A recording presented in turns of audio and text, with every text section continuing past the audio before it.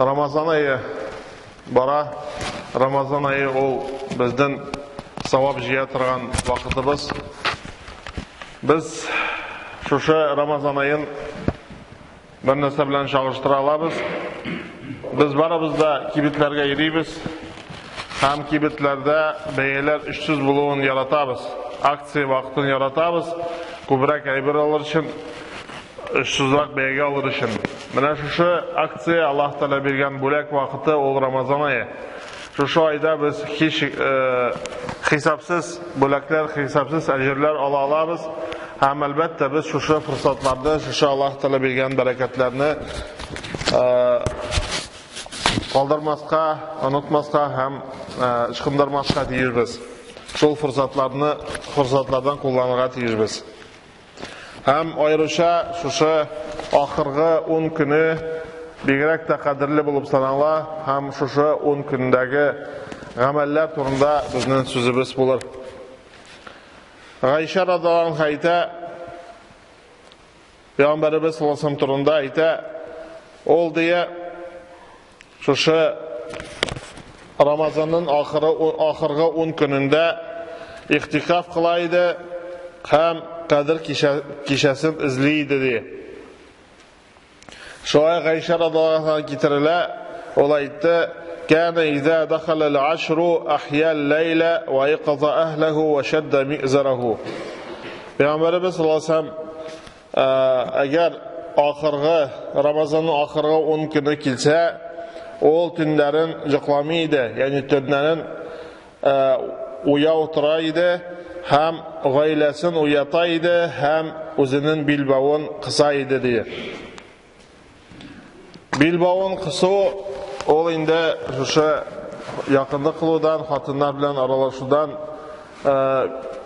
аралашуны калдырып, төннәрен гыйбадәткә үзенне багышлау дигән сүз. Һәм төннәрен уяу туру, ул инде төннәрен гыйбадәттә үткәрү дигән сүз, ягъни Кур'ан укып, намазлар укып үткәрә иде дигән сүз. Гайша радhiyallahu anha әйтә, мин дия Аллаһ илчесенең шушы төннәрдә, ягъни ахыргы Рамазан ахыргы 10 көннең төннәрендә Кур'ан күп укуын һәм иртә беләнгә кадәр төннә уяу торуын һәм бөтен ай тулысынча Рамазаннан башка айны тулысынча ураза тотканын белмим ди. Яни шушы көннәрдә ул Кур'анны күп укый иде һәм шушы көннәрне ул төннәрен уяу тора иде, намазда үткәрә иде һәм шушы Рамазан айын тулысынча Рамазан айын гына ураза тота иде. Һәм шушы айда ул гаиләсен уята иде намазга. Ягъни бездә инде төннәр кыска, бездә инде ятып тормыйбыз инде. Шуның белән дә без төннәрен уяу тору безгә җиңелрәк. Ул 2-3 сагать көндә бездә төн бара. Һәм шушы вакытта без әлбәттә инде шушы савапларны югалтмаска, ышкындырмаска тиешбез. Монда төн турында сүз бара, шуңа күрә көндүзге намаз белән төнге намазның аермасы бар. Әлбәттә төнге намазның савабы күбрәк. Шуңа күрә төнне шушы таравихлар белән сәхәр арасында бераз намаз укып калу мөмкинчелеген калдырмаска, ышкындырмаска тиешбез. Һәм әлбәттә шушы ахыргы айның фазиләтләреннән ул иң зур фазиләте ул Кадр кичәсе. Аллаһ Тәала әйтә: "Хамим вал китабил мубин, инна анзалнаху фи лейлатин мубаракатин, инна кунна мунзирин, фиха юфрaqu kullu amrin hakim, amran min indina, inna kunna mursilin, rahmatan min rabbik, innahu huwas samiul alim." Аллаһ Тәала әйтә: "Хамим" аңлатучы китап белән ант итәм, дөрестлектә без Кур'анны mübarek bulan kişide indirdik. biz үгітләүче булдык һәм ул төндә bütün эш ayrıla, yani bütün iş takdir kılına bizden emrimiz bilen biz ciberişler bulduk. Bizde senin Rabbından rahmet ravuşunda, merhametlik ravuşunda hem ul Allah Teala işitüçü, bilüşü. Allah Teala bu tününü mübarek, kişinin mübarek deyip ataldı. Çünkü o bereket ile alıp kile. Hem көп галимнәр иде шушы mübarek дигән кичә ул кадер кичәсе икәнен аңлаттылар. Фиха юфрaqu kullu abdin hakim дигән сүз ансы шушы төндә алдагы еллык тәкъдир иңә. Ягъни лаухул махфуздан бүтән тәкъдир язылган урыннан тәкъдирнең киләсе еллык тәкъдир ул шушы төндә иңә җиргә. Ondan sonra hatta İbn Abbas ayta bir kişi diye özünün urunun caya edeceklarga ya ise birer iş işli ya ilgin çeşe hem şuluk vakitte ol diye ölgen kişilerden sanala. Yani onun takdiri ingen hem ol şu yılda öleşeğin özü bilmi lakin ol inde bilgilengen. Hem bu kişi kadir diye ataldı. Leyletul Kadri. El-Kadir diyen sözünün galibler türlüce anlatayındı. Birinciden kaybırlar ite olulav sözü yani o kadirli, olu kişi, bereketli kişi diyenini anlata. İkincilere ite bu kadir diyen söz o kısu, taraytu diyen söz. Allah Teala ite وَأَمَّا اِذَا مَبْتَلَاهُ فَقَدَرَ عَلَيْهِ رِزْقَهُ. Ama şu eğer Allah Teala kişini sınasa diye hem rizqini tar kılsa, kadara bunda tar kılı diye mana yani şu kişide ferişteler kökке düşerler hem onlarga tar bula kökte yani onlar similar yani onların şunday köplülüğün anlata. Hem şulay yok kadir o takdir diyen söz bilen belirler koybiler hem o takdir şu tünü ikenin anlata diler. Hem bu kadir kişisi oluluğu için köpçülük haline aytayındı oluluğu için kadiri için şu Tatakçada Türkiye'de kadirliği için şulay deyip ataldı. Çünkü şu kişini uya oturgan kişi savab ümitlik tursa namazda ötkerse onun günahları yarlıkana. Peygamberimiz sallallahu aleyhi ve sellem "Men qama leyletel kadri imanen ve ihtisaben gufira lehu ma taqaddama min zanbih." Kim kadir kişisin iman getirip yani onun bereketli bulduğuna iman getirip hem savab ümit etip ötkerse yani namazda ötkerse o kişinin ilkiga günahları yarlıkanır diye. Hem elbette şu kadir kişinin özünün bar faziletleri. Birinciden o kişide Kur'an ingen. Allah Teala aytdı. O kişide Kur'an ingen. Şunu bilen o ayrıla. İbn Abbas aytdı. Allah Teala Kur'an'ı tolu ravuşta Levh-ül Mahfuz'dan dünyadaki kökке şu kadir kişinde indirdi. Ondan sonra 23 yıl davamında Peygamberimiz Muhammed sallallahu aleyhi ve sellem'e türlü vakiyalarga qarab indirdi şu Kur'an'ı. Yani onun tolu ravuşta inüvi kökke, 7. kat kökke, 1. kat kökke bizge en yakın kökke ansı indi şu kadir kişisinde bulgan hem şunu bilen o hürmetli, faziletli. Şulay yok kadir kişisi o 1000 aydan hayırlarak bu anın fazileti üstünlüğü. Hem şulay yok o kişi bereketli deyip ataldı. Hem şu kişide ferişteler düşerler.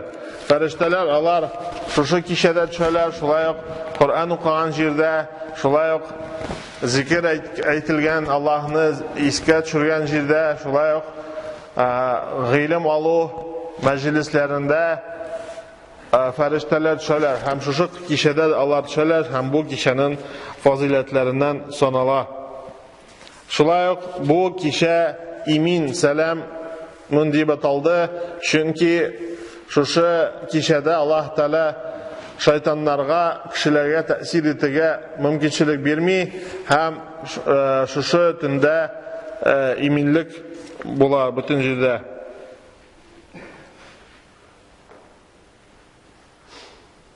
Həm şulayıq, şuşu tündə bəndələr ibadət qılğaç, Allah'ın gazabından imin bulalar.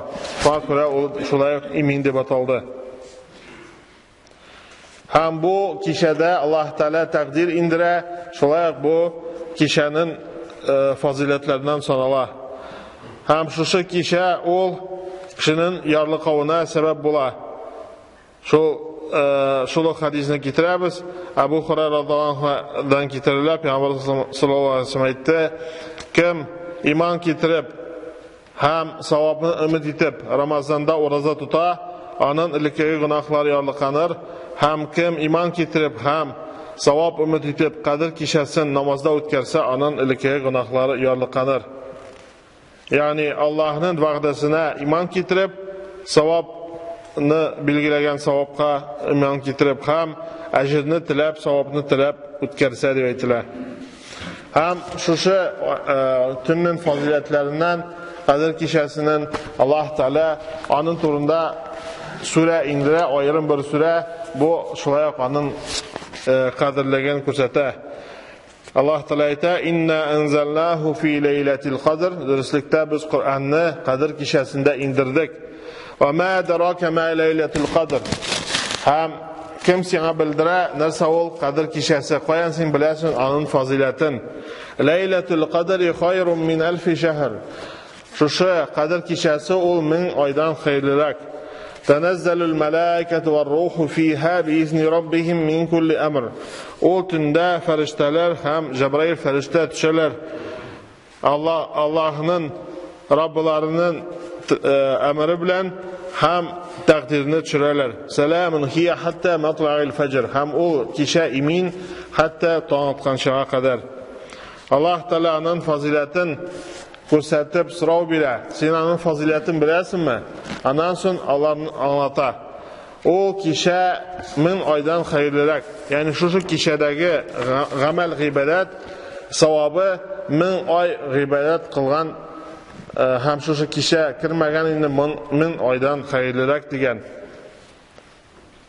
Həm şu Qədir kişəsin biz əlbəttə izlərgə, tırışırğa deyirbiz.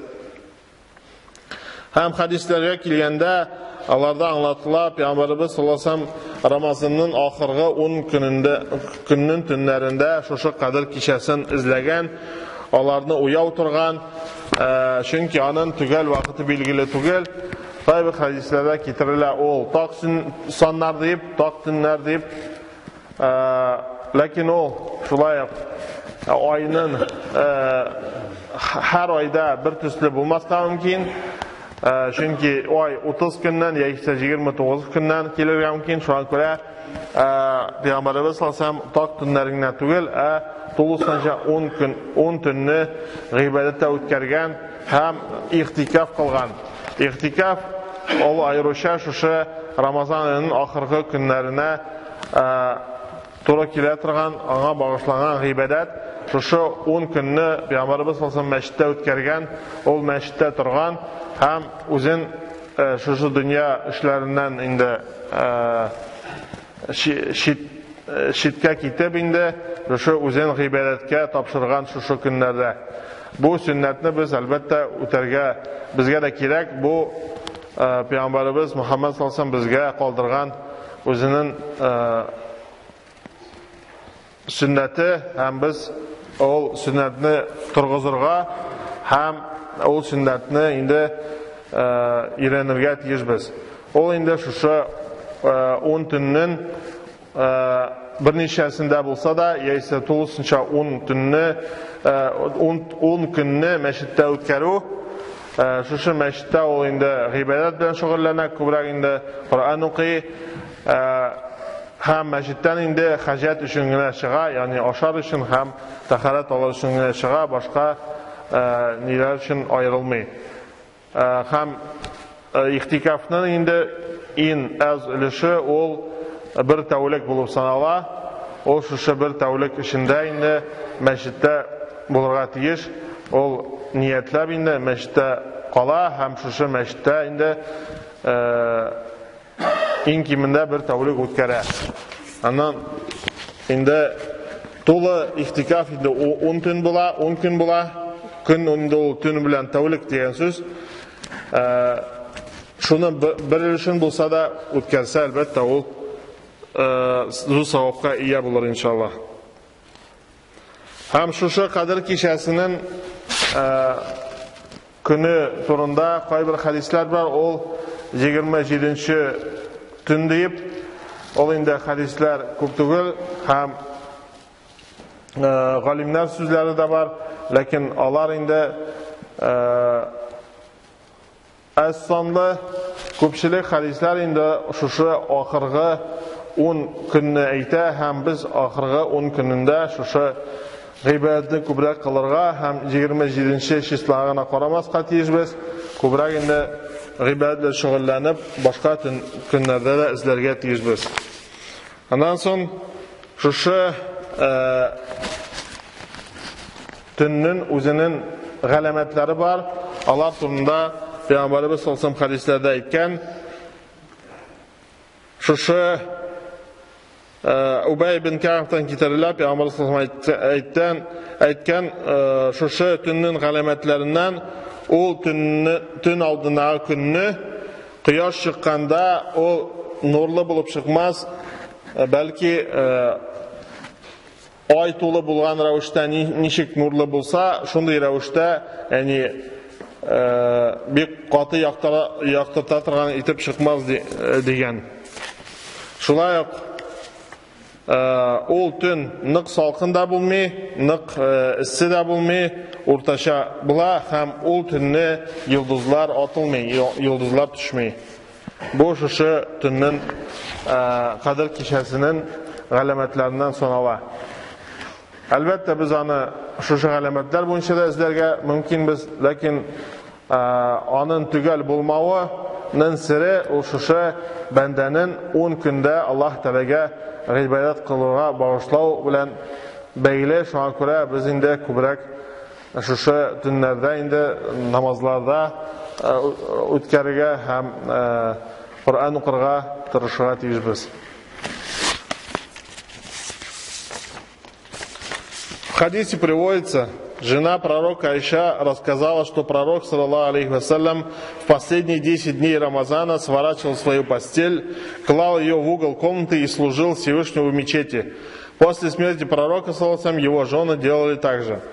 Пророк, саллаллаху алейхи вассалям, в последние ночи Рамазана не спал сам и поднимал всех своих близких для богослужения. В эти ночи он был особенно усердным в поклонении Всевышнему. В эти дни пророк саллаллаху поклонялся Всевышнему с особым рвением, подолгу совершал намаз, читал Коран, поминал Всевышнего Аллаха, раздавал милостыню. А по ночам пророк саллаллаху бодрствовал, простаивая ночи в молитве, читая Коран и поминая Аллаха сердцем, языком и телом. На эти высокочтимые последние 10 ночей месяца Рамазан попадает и Лейлатуль Кадр, ночь могущества и предопределения, что увеличивает ее значимость. Что увеличивает их значимость этих дней. Что же за эта ночь? В священном Коране говорится, что эта ночь лучше 1000 месяцев.